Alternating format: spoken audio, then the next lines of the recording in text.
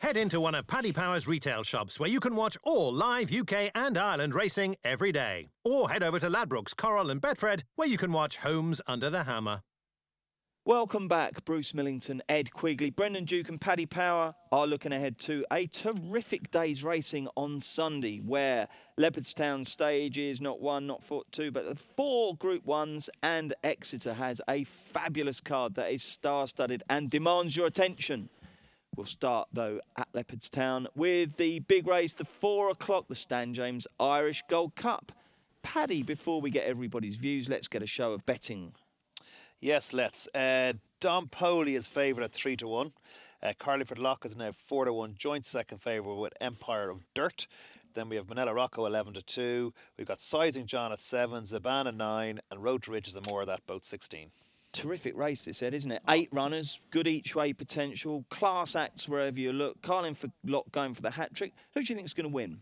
Well, I've actually napped Manila Rocco in the RFO this week. I'm slightly put off by the fact Geraghty's not on Manila Rocco. I know there's obvious reasons and Carlingford Lock's history in this race, etc. But it is a fantastic contest. Dom Poli's one of those horses I want to be backing at 20-1 in something like the Grand National, not 3-1 in this. So Empire of Dirt, I'm sceptical at the age of 10. Is he quite as good as we're being made out to believe, especially in this company? Look, it's a brilliant race. I think Manila Rocco, if he gets his jumping together, the ground's going to suit. Stamina wins the day.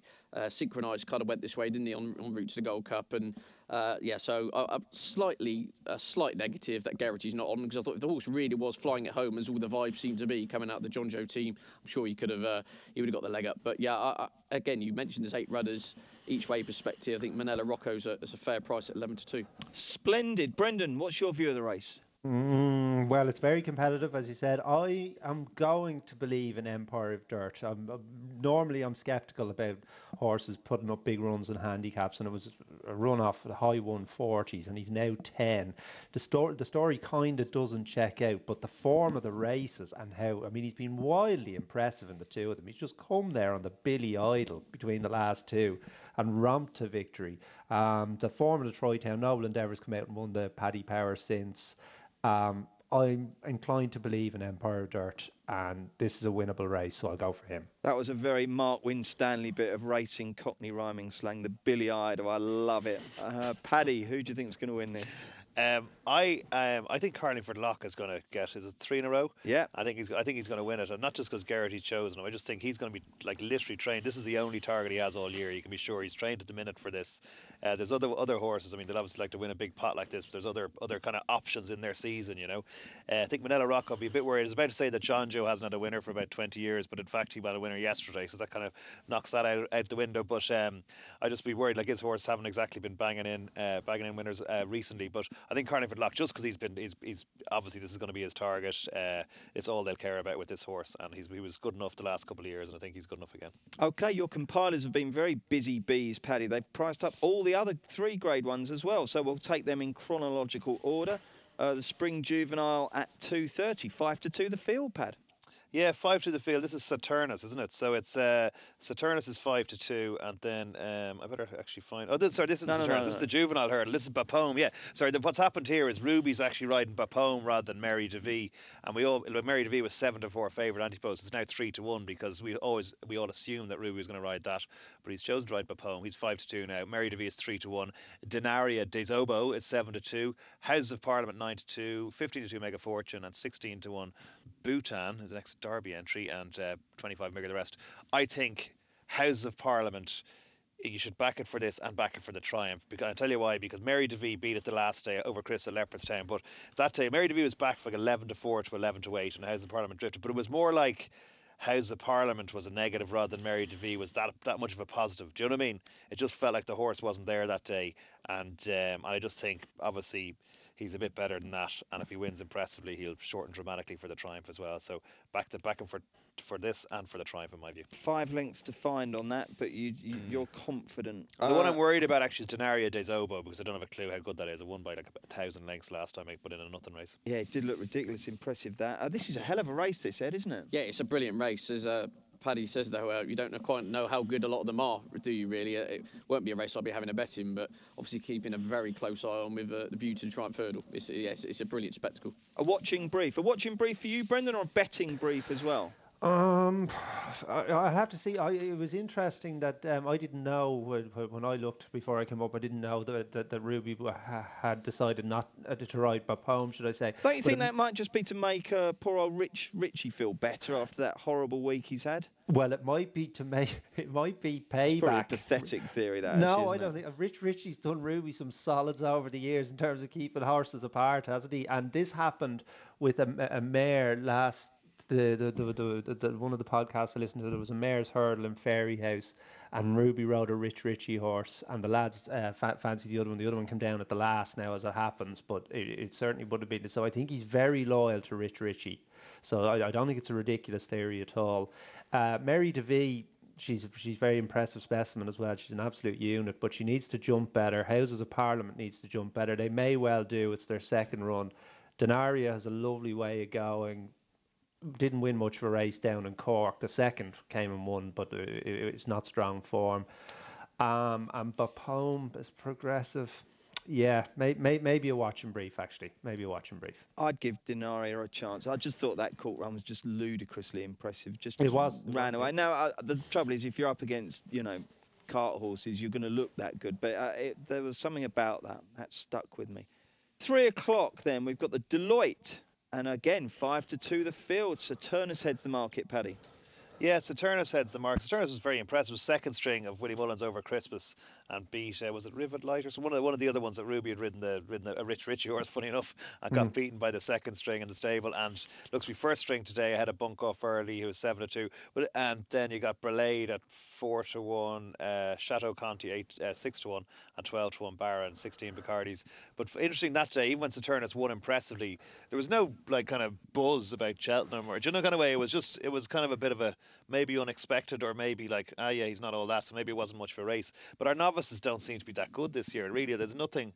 We got that melon in the Supreme maybe, but again, we're kind of scratching around looking for something to hang our hat on as an Irish banker from a novice hurdle point of view. So, I'm not sure it's going to be the hardest race ever to win. And I was kind of thinking Barra getting a little bit of weight down the bottom might be a good each way bet, about 12-1. Righty ho, Ed, who do you like? I haven't had a bet, but I'm surprised to see Chateau Conti as big as 6-1. I know he only won a Mickey Mouse race at Cork last time out. Was he 2-5 or something? But he did it in really good style.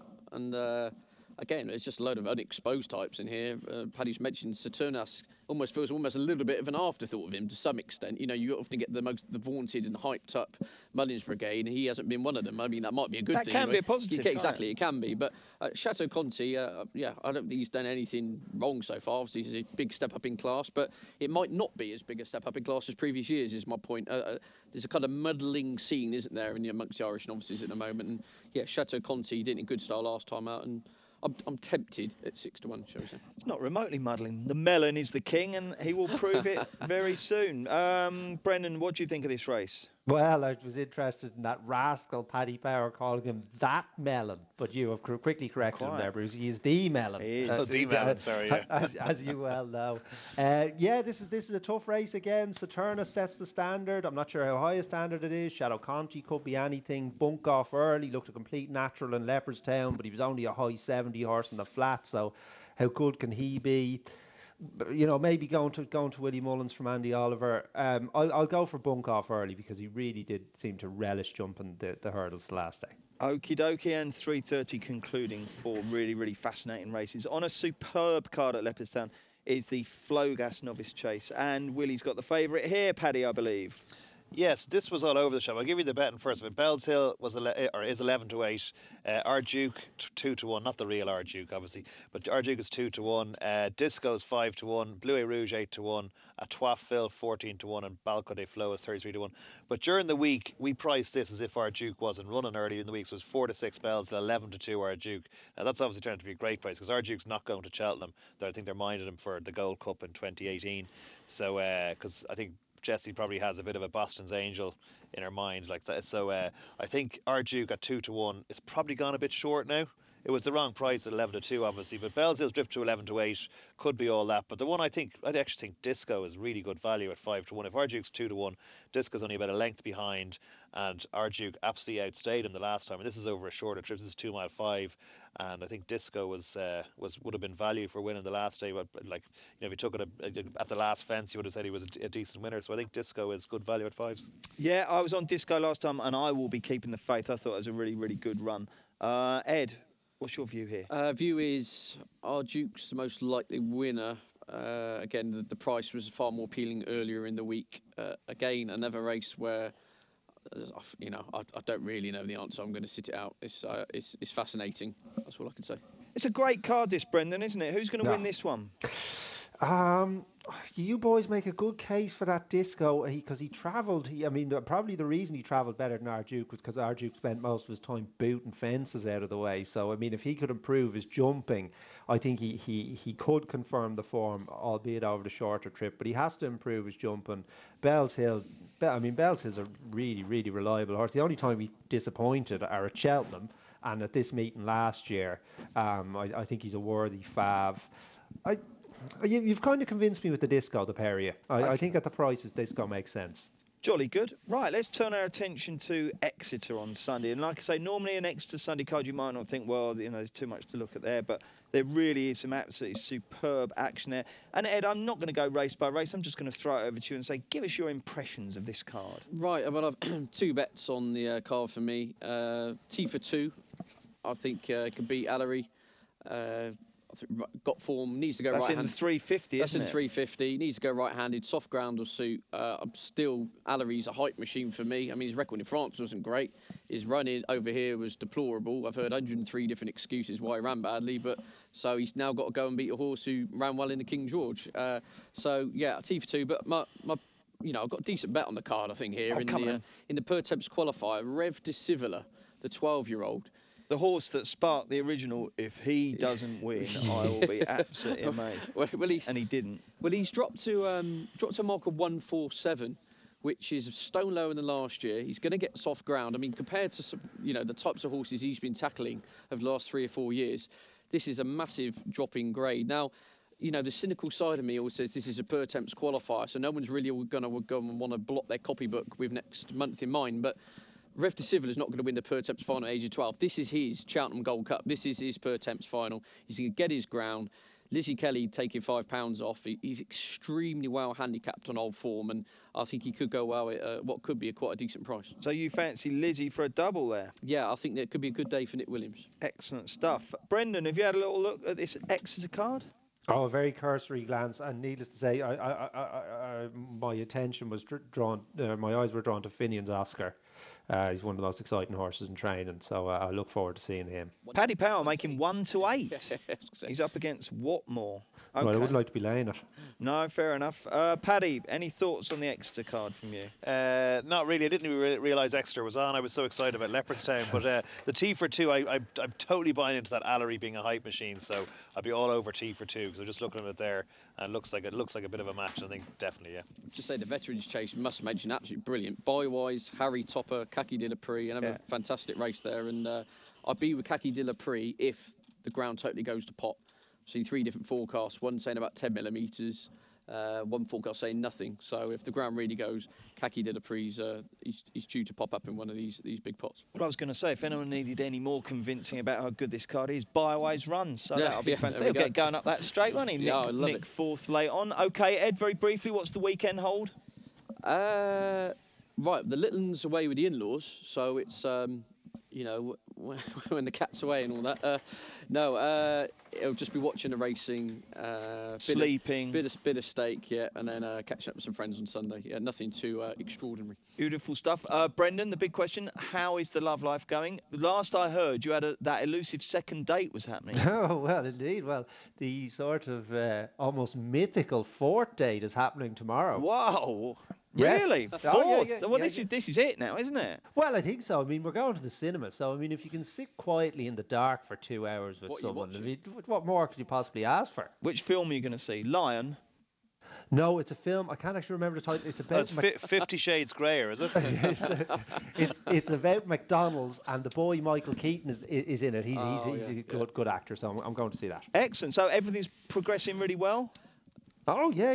No, she's a lovely girl. Is it yeah. So you're going early? to get her something for Valentine's next week? Oh, yeah, of course, Valentine's, yeah. What's your strategy there? Push the boat out or play it cool? Well, I'm away for Valentine's Day, which is going to be because it's a racket, really, isn't it? Of course it is, yeah. Yeah. So I'll miss it this year and reassess my position next year. Is it too early to make public her name at this point?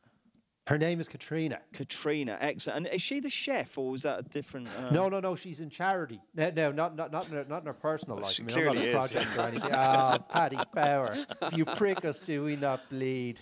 So did she meet you on Grafton Street, bearing a clipboard and asking No. if you'd sign up to? No. I met her. I met her the traditional way on Tinder. So but my swiping days may be behind me, Bruce. Fantastic. Well, Oh, that I is like the sound of that. excellent news. Will you be taking her to Leopardstown on Sunday? No, she doesn't. She's not into racing. I'm sure you can get her into it. Yeah. Paddy, what does the weekend hold for you? Presumably you will be smashing that expenses account up in the bar at Leopardstown Sunday? I absolutely will be, yeah. So building up to that, I'll be just being father and husband of the year all day today and Saturday, and then disappearing on Sunday. Fantastic. OK, chaps, have a great weekend. Thank you very much indeed. Do join us on Monday for the review postcast when we'll be looking back on all the fantastical action that awaits over the next 2 days. Paddy Power stream all UK and Irish racing live on your mobile, tablet or PC. Unlike some other high street bookies, Paddy Power, you beauty!